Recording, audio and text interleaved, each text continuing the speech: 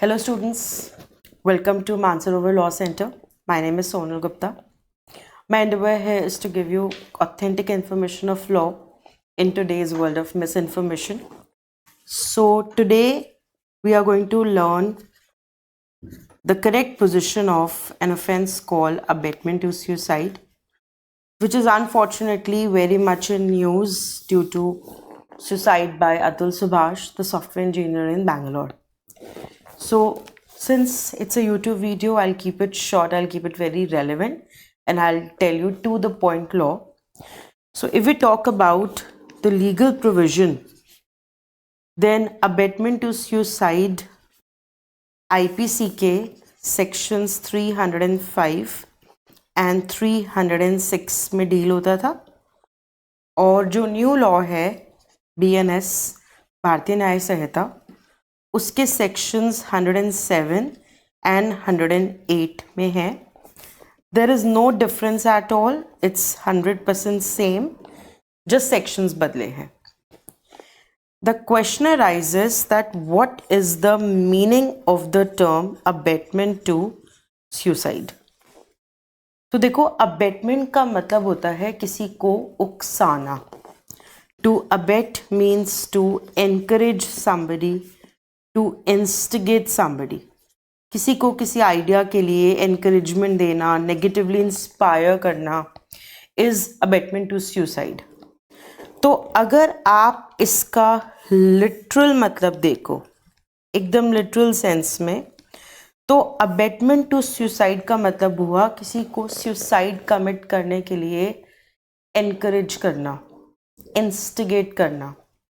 Literally अगर देखो तो किसी लड़की का कोई एक वीडियो रिलीज हो गया है इंटरनेट पे, और उसकी फैमिली या उसकी कोई फ्रेंड या उसकी सिस्टर उसे बोलती है अब तो तुझे मर जाना चाहिए, अब तो तेरे पास कुछ बचा ही नहीं सोल्यूशन. या किसी पे बहुत ज़्यादा फाइनेंशियल डेट हो गया है, that person sees no way out, और उसको उसका फ्रेंड कहता है इस सब से बचने के लिए तो तुझे सुसाइड कर लेनी चाहिए, क्या पता इंश्योरेंस का पैसा ही तेरी फैमिली को मिल जाए.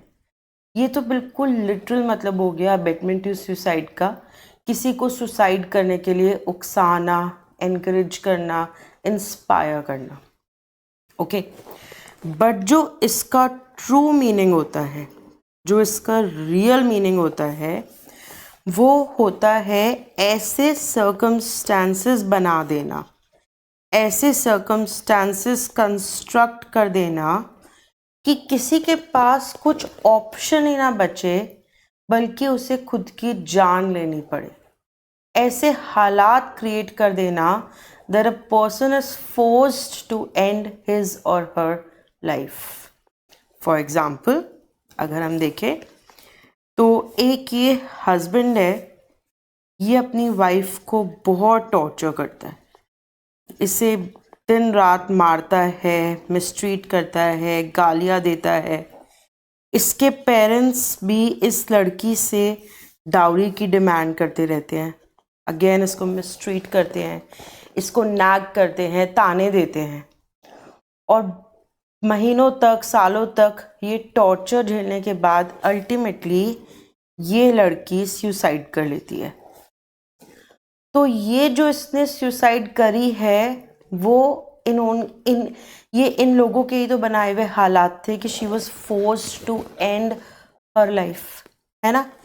या जैसे मैंने आपको एक एग्जांपल दिया था, एक ये बॉय और गर्ल रिलेशनशिप में है एंड इनके बीच में कंसेंशुअल सेक्सुअल एक्ट्स हुए, बट नाउ दे ब्रेकअप.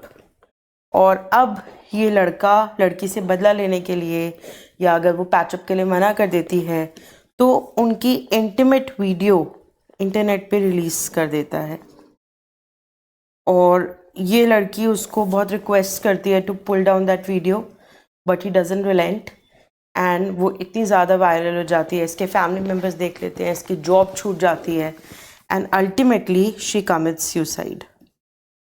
सो ये उस लड़के ने ही तो हालात बना दिए कि उस लड़की को अपनी लाइफ लेनी पड़ी. तो इसको हम कंस्ट्रक्टिव होमिसाइड भी बोलते हैं। होमिसाइड का मतलब होता है किलिंग। कंस्ट्रक्टिव होमिसाइड मतलब ऐसे हालात बना देना कि किसी को अपनी खुद की लाइफ लेनी पड़े। मतलब आप समझ रहे हो, ये भी तो एक तरह की किलिंग है।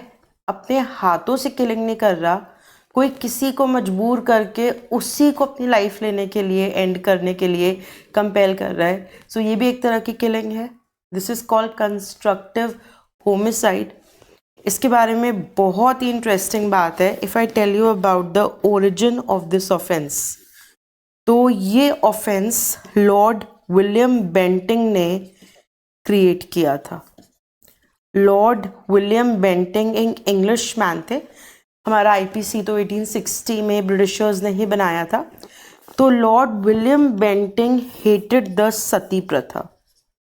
ही कुड नॉट डाइजेस्ट कि अगर एक मैन की डेथ हो गई तो एंशियंट टाइम्स में उसकी वाइफ सती हो जाती थी, अपने आप को अलाइव बर्न कर लेती थी फ्यूनरल पायर में। तो सती प्रथा के ईविल को ख़त्म करने के लिए लॉर्ड विलियम बेंटिंग ने ये ऑफेंस बनाया था। लॉर्ड विलियम बेंटिंग ने देखा कि कोई भी लड़की ऐसे सती होना चाहे ये ज़रूरी नहीं है, बल्कि सोसाइटी का प्रेशर होता था। अगर कोई लड़की सती नहीं होती थी तो उसको बैनिश कर दिया जाता था। उसके खुद के फैमिली मेम्बर्स उसको सती होने के लिए एनकरेज करते थे। तो विलियम बेंटिंग ने इस प्रथा को रोकने के लिए अबेटमेंट टू सुसाइड नाम का ऑफेंस बनाया था। उन्होंने कहा था कि अगर कोई भी फ्यूनरल पायर के अराउंड इकट्ठा हुआ, कोई भी गांव वाले इकट्ठे हुए चिता के अराउंड और लड़की को सती होने के लिए वो एनकरेजमेंट दे रहे हैं, तो उन सब पे अबेटमेंट टू सुसाइड का चार्ज लगेगा। और इसीलिए विलियम बेंटिंग ने अटेम्प्ट टू सुसाइड भी बनाया था आईपीसी में, कि लड़की सती होने की कोशिश करेगी तो उस पर अटेम्प्ट टू सुसाइड लगेगा, और जो लोग इकट्ठे होंगे उस सेरेमनी में उनमें अबेटमेंट टू सुसाइड लगेगा। तो इसका ओरिजिन ब्रिटिश टाइम्स में हुआ था, बेसिकली सती प्रथा को रोकने के लिए। आज तो ऑफ कोर्स इसके बहुत सारे और भी यूजेस हैं। अगर हम इस टॉपिक के कुछ फेमस केसेस की बात करें तो अनफॉर्चुनेटली इस टॉपिक पे बहुत सारे फेमस केसेस हैं। जैसे कि अगर हम पहला केस आपको बताऊं मैं इसमें, तो आप लोगों ने सुना होगा जिया खान का केस। सो जिया खान एक बॉलीवुड एक्ट्रेस थी। She worked in Ghajini also, and she had an affair with an actor Suraj Pancholi. Suraj Pancholi की एक मूवी भी आई थी। He is son of old Bollywood actor Aditya Pancholi. तो जिया खान कमिटेड सुसाइड। जिया खान की मदर ने आदित्य पंचोली को अलेज किया कि Aditya Pancholi abetted her suicide. She said that they both were in relationship, Jia Khan and Suraj Pancholi, and he used to harass her a lot. He exploited her emotionally, financially, physically. She even got pregnant twice in that relationship. He forced her to commit abortions. He used to beat her. He used to abuse her. And finally, she ended her life because of that harassment. So Jiah Khan suicide case में आदित्य पंचोली के son Sooraj Pancholi पे abetment to suicide का case चला था। अभी कुछ time पहले ही was acquitted, but it was a long battle. Okay, इसी तरह से एक केस अगर आपने सुना हो तो वो है Geetika Sharma case. Geetika Sharma was an air hostess and she entered into an affair with a minister in Haryana, Gopal Kanda. बहुत कंट्रोवर्शियल, बहुत उस टाइम पे ये केस सेंसिटाइव वो हुआ था, मतलब पब्लिसाइज हुआ था। So she entered into a relationship with this man Gopal Kanda who was already married, and इनका अफेयर हुआ। Gopal Kanda told her that I will get married to you, let me get divorced, and she also got pregnant and he got the child aborted. और कुछ time बाद Geetika Sharma realise that he is not going to marry her. So क्या हुआ कि she started telling him, you take divorce, you take divorce. तो गोपाल कांडा ने refute कर दिया. तो अब दीपिका शर्मा ने सुसाइड कर ली. Okay, she committed suicide and she wrote a suicide letter in which she alleged that it was Gopal Kanda who had forced her to take this extreme step. जब से गीतिका शर्मा ने जब she got clear कि ये नहीं शादी करेगा, relationship break कर दिया, तो he started harassing her family members को, he started harassing by his political power. तो she wrote a letter.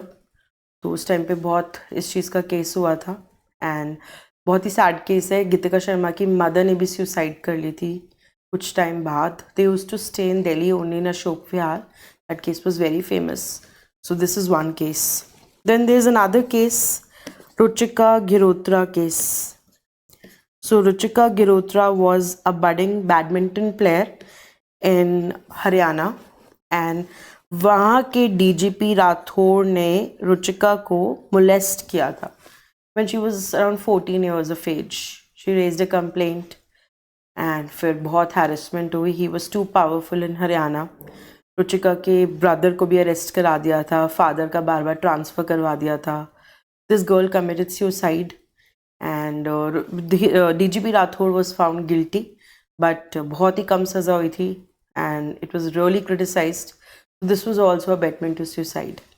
इसी तरह से प्रत्यूषा बैनर्जी केस भी है.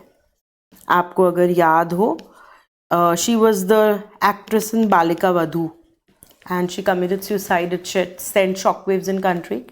And प्रत्यूषा बैनर्जी के बॉयफ्रेंड को एलेज किया था फैमिली मेम्बर्स ने that again he created the scenario because of which he had to commit suicide.